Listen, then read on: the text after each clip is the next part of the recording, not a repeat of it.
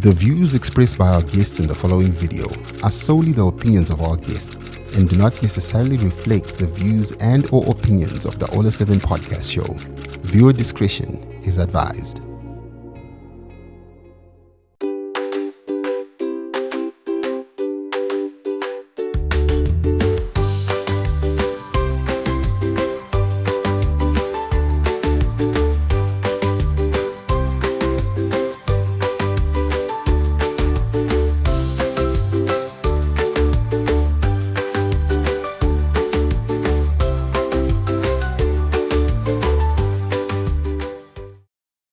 Hello guys and welcome to the Genius Kids. This is the show where we sit down and celebrate young talents that are shaping the future. I am your host, Aisha Nyanzunda, and today is an exciting one. I am joined by a public speaker. She's not just a public speaker, guys. She has represented her school. She has represented her district, she has represented her province, she has represented Zimbabwe, and then went on to represent SADC. She has went on to represent Southern Africa, guys. That's how hard it is. That's how huge it is. Her name is Munemutsa Panganai. Please help me welcome Munemutsa to the show. Hi, Mumu. Hi, Alicia. How are you? I'm okay. How are you? I'm great. It's so nice to have you on the show. Thank you. So before we get into it and we talk about those huge things that you're doing in public speaking, please briefly introduce yourself to us. So my name is Munemutsa Panganai. I am 12 years old and in the 6th grade going into the 7th. I'm just like a really happy girl who enjoys singing and sports. All right. We'll talk about the singing and sports later, but can you tell us about your family? What position are you in? So in our family, our siblings, I have 3 siblings and I am number 4. All right. You're the last born. Well, sort of. Okay. Yeah. Does that make you everyone's favorite? I could say I'm mostly my sister's favorite. And which school do you go to? I go to Quality Junior School. And what is your favorite subject at school and why? So my favorite subject overall, I can't say I have a favorite subject because our teachers at Quality Junior School, they like focus on all of the subjects because they want us to be good in all of the areas. But if I had to choose, it would be English because I've always spoken English. It's like my first language, but it's not exactly my first language. Okay, I get it. And you recently won a medal in Kenya. And we will talk about that because I need to know how do you go to Kenya and come back with a medal, right? You tell me all about that. But first of all, when did you start public speaking? Like ever since I was a little kid, I've always just went ahead and spoken in public spaces. Like my mom, she's an entrepreneur. She always like talks around people. She does workshops and stuff. So I've always just grown up seeing her do all of that stuff and I adapted to doing it myself. So it was just like, I want to do public speaking because I've always seen my mom do it. All right. So when did you start at school or at home? I mean, when did you join the public speaking team or club? I joined it in 3rd grade. Right. So you're telling me that at the age of 8, you were already speaking in front of people. Was that not a scary thing? No, I always taught myself that be yourself and don't let anyone say anything to you because the sky's the limit, isn't it? It is. And for you to then go to Kenya and represent SADC, that was in stages. Can you tell me about those stages? Like, how is the whole structure organized for you to then be at such a high platform, not only representing Zimbabwe, but also representing Southern Africa? So you first start off going against schools. Like for instance, if you're at Quality Junior School, some students from different schools, they come to your school and then you start to compete in public speaking. And after that, you go to provincial level. Like last term, we went to Mozambique and we won 1st place. And then after that, we went to Kenya. That's how we got to the top. Interesting. And how was the preparation process like? And how do you prepare for you to make a speech, maybe even at provincial level and at international level like you have done? With the help of Quality Junior School and the teachers there, I was able to master all my speeches and I was able to master all my relays, and it was just like really easy because um for instance, my public speaking speech, the time management, I used to like really be really late of school every single day.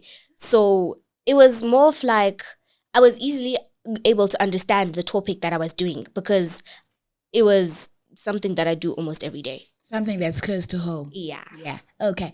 And we will ask you to give us that speech later on. But right now, let's talk about the challenges that you faced in your time of preparation. The things that I used to face when I was practicing for my speeches, it was like most of the time I would get distracted by something, I don't know what, or yeah, I just get distracted, or I'd forget something that would be in my speech, and it was like, Mutsa, you got this, please just keep going. But then like sometimes I'd forget and then I get frustrated and then I just like leave it alone. And how do you overcome that? You forget your speech, you become frustrated. How do you then take a step back and say, Musa, you got this, you can do this? And how do you continue from there? Because, for most people, it's very easy to give up. I'm frustrated, I can't do this anymore, and they leave it as it is. But you continued. How did you overcome that? It's like you just have to tell yourself that you got this because this is what you want. You don't just stop because you don't want it anymore. Like, you don't just tell yourself, just give up. You have to keep going because this is your dream, not anyone else's. So there's nothing stopping you. You just have to keep going by yourself. All right. Let's talk about the moment of victory when you won. How did you feel when you were announced as the winner of the national competitions? I mean, we're not talking provincial, we're talking national. How's that moment for you? First of all, let's not even go that side. Let's just say I was doubting myself. Before they were like announcing the winners from number 5 to number 1. They said number 5, they said number 4, they said number 3. When they were at number 2 and I didn't hear my name, I was like, oh my gosh, it's not me. Because there's this other girl, I don't think they said her name because I wasn't really exactly paying attention. And then when they said first place goes to Munemutsa and I was so happy. I was over the moon. Like, Were there any tears of joy? Or what was your reaction? Was it a scream? Was it tears? It was a shout. Not exactly a scream. It was like a shout. And I assume like your family was there, right? No, I was just with my teammates and my teacher wasn't there because she was sick. And what was the reaction from your teammates? They were like, oh my gosh, thank you so much, Mutsa. Wow, you did it. Thank you for winning for our school. And I was like so proud of myself and they were proud of me. And it was just like a happy moment. So from the nationals, you then proceeded to the SATA competitions hosted by Beria International School in Mozambique. That was in August. Mm-hmm. How did you feel having to face other competitors from the SADC region? I wasn't exactly worried because I told myself that you're competing against yourself. When you compete against yourself, you can do it because the sky's the limit and you can do anything if you just focus on it and don't give up because it's only you and just you because you have to go to your goal and accept the fact that you can't go home without the trophy. You can't. Yeah, you can't. You can't afford to do that. Yeah. And how do you prepare for such a huge competition? How do you make sure you have the perfect speech, the speech that's going to wow everyone and make sure you bring back the trophy? Like, you have to check your surroundings. You just say, what am I really good at? What's a topic that I can really understand and talk about? For example, my time management speech, like I said before, I was not really good at managing my own time. I was always late. So you just have to make it personal. You have to think about what you're good at. Yeah. So for me, one thing about public speaking is the anxiety and the nerves just before you go on stage. How do you deal with anxiety and nerves and probably even stage fright? Okay, so you don't look at the people's faces. Like when I was little, I used to be really, really, really afraid to go onto the stage. I'd look at my mom, right? But then when my mom wasn't there, I would just look at the top of people's heads because if you look at their eyes, you like get scared and you won't be able to understand what you're saying. Like you'll be hearing yourself, but then you won't be understanding what you're saying. All right. Okay, interesting. So during your time in Mozambique, did you make any new friends from other countries? I made loads of friends. I met this girl. She was from Kenya, yeah, and this other girl from Tanzania, and this other girl from Uganda. Like they were like these. This girl was wearing blue. This other one was wearing green, and this other one, I don't know. She was wearing more of like a dark red, right? And she called me up. She was like, "Oh my gosh, your speech was so good. I like your accent and stuff like that." And I was like, "Oh, thank you so much." And then when she went to go do her speech, I told her as well that she sounded really good and her accent was nice. And yeah. And then she asked for my number and then I gave it to her. But then the other girl said she didn't have a phone. So I decided to, yeah, just said, okay, it's fine. It's all right. And what did you learn from the other participants? I mean, this is different cultures coming together, people with different backgrounds coming together on one platform. What did you learn from the other participants? I learned that teamwork can get you places. Like, you should always be united together so that you can get to the top. Like, there was this one team, Ocean Waves. They were like a really good united team together. And they really showed me that teamwork does matter. So I learned from them that teamwork is the key. And what did you enjoy most about the competition? What I really did enjoy most about the competition was, I could say, when they announced the winners. That's actually the best part about it. And also when we were given our ballot numbers. I was given ballot number 47. Yeah. So I was really excited, but at the same time I was scared. Yeah, like really scared. If you're just joining us, it is the Genius Kids. This is the show where we sit down with young minds that are shaping the future. And today I am celebrating Munemutsa Panganai. She is a public speaker who has not only represented Zimbabwe in Mozambique, but went on to represent the SATA region in Kenya. And we're just talking about that competition and getting to know her better. So in Mozambique, you won again. How did you feel after that announcement? I felt over the moon. Like, because I don't really win a lot of things, but then, yeah, you get the feeling when you win something, like you've been working hard on it, and then you win. That was the feeling. I was like, oh my gosh, I did it. Thank God. Because I was really worried because I didn't really know my speech well. And there was this one time when I was saying my speech, and then I stuttered a little bit.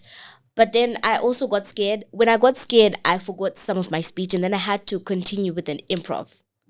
Yeah. So you can do that. Yes, I can. That means you're very creative, because if you're telling me you forgot some of your words but came up with something new, that speaks a lot to your talent. Thank you. You're welcome. So you proceeded to the Pan-African Junior Schools debate competitions hosted in Kenya. That one was the last stage of the competition. How was the preparation process and how did you remain calm? I guess the pressure was building up. It was the pressure. It was.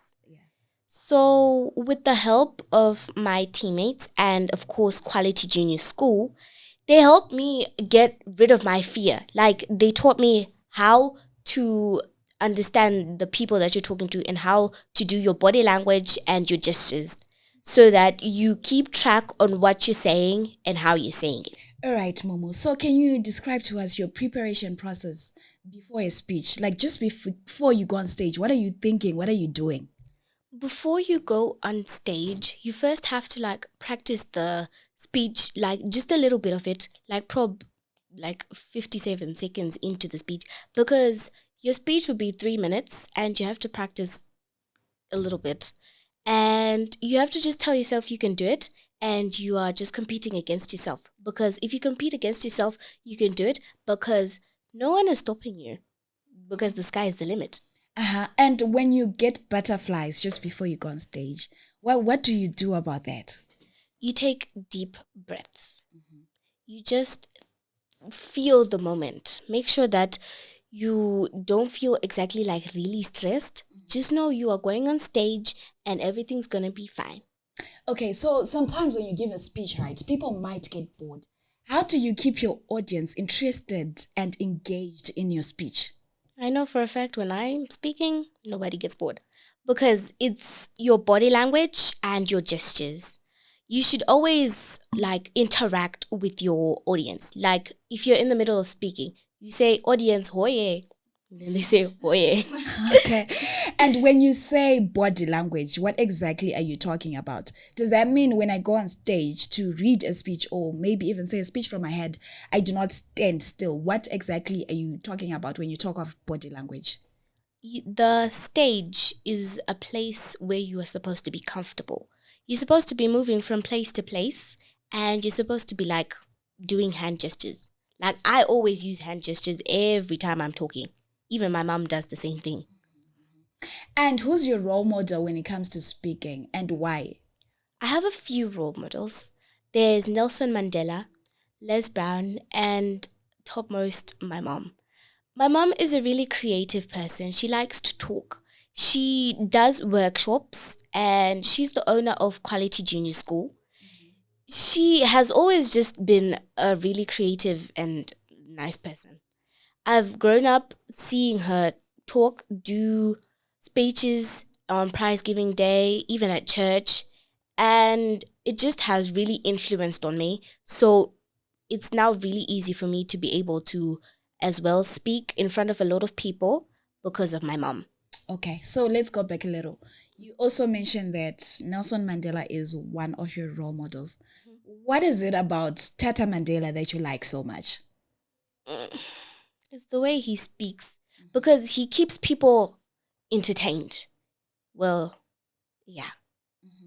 All right. And how do you handle nervousness before you go and speak in front of a crowd? You just tell yourself, you got this, the sky's the limit, and nothing is going to happen to you because you are here to win. You cannot just have come this far to not go home without the trophy. And what advice would you give to someone who's nervous about speaking in public? I could say just relax because you are here. You were the chosen one to come and represent whatever you're representing for because you are the speaker. You are the one. So you have to just relax and be yourself. And how do you balance the use of body language and your speech in public speaking? Because I understand body language is also a part of communication. It's also sending a message to whoever you're talking to. So how do you balance that without the other outshining the other? You have to make sure that how many steps you take is how many hand gestures you do. So that it does not say you're doing too many hand gestures and less of the body language. You get what I mean? Yeah. So for an instance, if you're doing a speech, you have to walk this side whilst you're using both the right hand and the left hand. And when you're going this side, you also have to use both the right and the left so that you don't just use one hand and you just don't use the other hand when you're going the opposite direction. Interesting.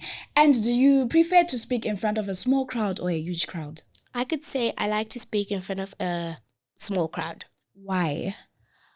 Because I really don't like big crowds. It scares me. It actually does scare me. And what do you think makes a speech memorable? I could say if you make it personal and if you go really deep into the topic, you can understand it better and you can make sure that your audience also understands it better so that they can remember it for a lifetime even. And also, how do you then keep your speeches fresh and creative? So that I think one thing about public speaking is that some of the speeches are predictable, right? You know someone is going to quote Nelson Mandela, you know they're going to say something that's just been overdone and overused. But how do you make sure that your speeches are creative and fresh? You make them into your own story. You make them personal because you want to make a difference. You want to make an impact. So you have to just get it deep into your heart, from the depths of your heart, really from the depths of your heart. And you just express yourself, you really express yourself because the stage is my home. So earlier on, you mentioned that you are also a singer. What else do you do besides public speaking and singing? I do sports and I play the marimba at school. I also have this. I'm the captain of the basketball team. I'm also the captain of the swimming team. And I also do a bit of tennis. Okay, so what don't you do? I don't know. Okay, and how are you balancing all that? You're captain of basketball, you're captain of swimming, you're doing tennis, you have to play the marimba, you have to attend to your singing, you also have to do public speaking, you have your colors waiting to be done, you have your homework, you have your schoolwork. How are you balancing all that? You should just know that some things are more important than others. Like, for an instance, if I have a big test next week, I'll have to study for it. I'll first ask myself, Mutsa, do you really need to do this today or it can wait until tomorrow? And I should make a schedule because I really love using colorful calendars. So I just write down my school hours, homework time, and even some fun activities. This way I won't be stressed at the last minute and I'll be able to keep track of my time and how I use it best. So in all those things that you do, what would you say is your number one priority right now? My number one priority is singing. Singing. Why singing? Because it makes me feel at home. Okay, let's talk about your favorite song to sing, maybe, and to listen to. Like, is your favorite song to sing and to listen to the same song? No.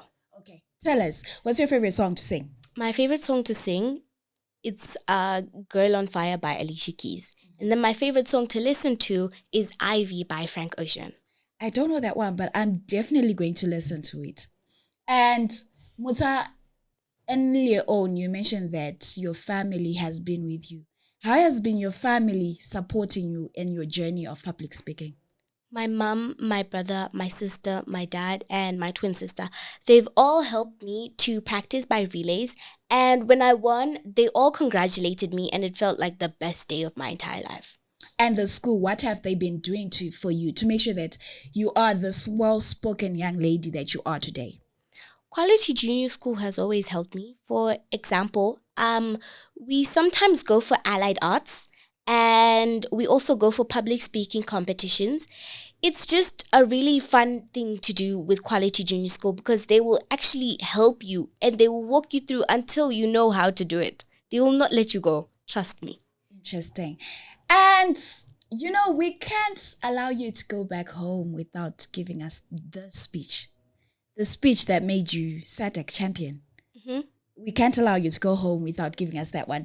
So at this point, I would like you to take the stage and do your thing. Okay, sure. Greetings, everyone.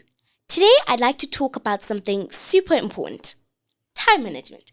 You may be first wondering, what is time management and why should I care? Well, let me tell you why managing our time can create a big difference in our lives. First, let's look at our daily routines. We have school, homework, sports, playtime, and even some time for our friends. With so much going on, it can feel overwhelming. Sometimes I even find myself rushing to finish my math homework at the last minute or missing out on something fun because I didn't plan ahead. Sounds familiar? Here's where time management comes in. It's like being a captain of a ship, steering in the right direction. When I manage my time well, I can balance school, play, and everything else. Here's how I plan to do it. First, I'll set clear goals. Having a goal helps me stay focused, whether it's finishing my math homework or starting a new book. This way, I can be able to do everything I need to do in the time that I have. Next, I'll create a schedule. I love using colorful calendars. I'll write down my school hours, homework time, and even some fun activities. Plus, checking things off my list feels amazing. Another important step is to prioritize tasks because some things are just more important than others. For an instance, if I have a big test next week, I have to study for it. I'll ask myself, Mutsa, what do you need to do today and what can wait until tomorrow? This way, I'll be able to concentrate on one thing that I need to do and that is more important than the other. Next, I'll try to avoid distractions because I can get easily sidetracked by my phone or video games. For example, if I need to do my homework, I have to find a quiet space and put my phone away so that I can get concentrated and so that I do not miss out on anything and so that I can understand my homework better. I just want to say, managing my time is like having superpowers. I can be able to achieve my goals, it reduces stress, and most importantly, it makes room for fun. So, if you manage your time well, you can also be a great captain of your own ship one day. Thank you. Wow, well done. You know what? When I grow up, I want to be like Momo. I want to be as well spoken as you are. And now the people at home are asking, can Momo speak Shona? Because you've been fluent throughout, no stuttering, no mistakes. Can you speak Shona? Saka chimbotiudza kuti inini ndinonzi Munemutsa panganai nechishona. Inini ndinonzi Munemutsa panganai. Ndinodzidza ku Quality Junior School ene ndine makore 10 Nemaviri, yeah. All right. So guys, she can speak Shona, but she is an excellent public speaker. Any last messages that you want to give out to other geniuses like yourself? I just want to say, be yourself because the sky's the limit. And don't let anyone tell you anything because you are you and you are here to do anything that you want to do. Plus, Quality Junior School has always helped me to do all the things that I want. So, if you want to come to Quality Junior School, just know that we are quality and we do quality things. Thank you. Thank you so much, Momo. I had a great time speaking to you. Oh my gosh, I felt like we had a connection. I wish we could just go on. Yeah, same. And to you, our viewers, thank you so much for joining us today. I was joined by the eloquent Munemutsa Panganai. She's from Quality Junior School, all the way in Damafos. My name is Aisha Nyanzunda, and I am your host. Catch me again, same time next week for more of these insightful and inspirational conversations with our young geniuses. Thank you.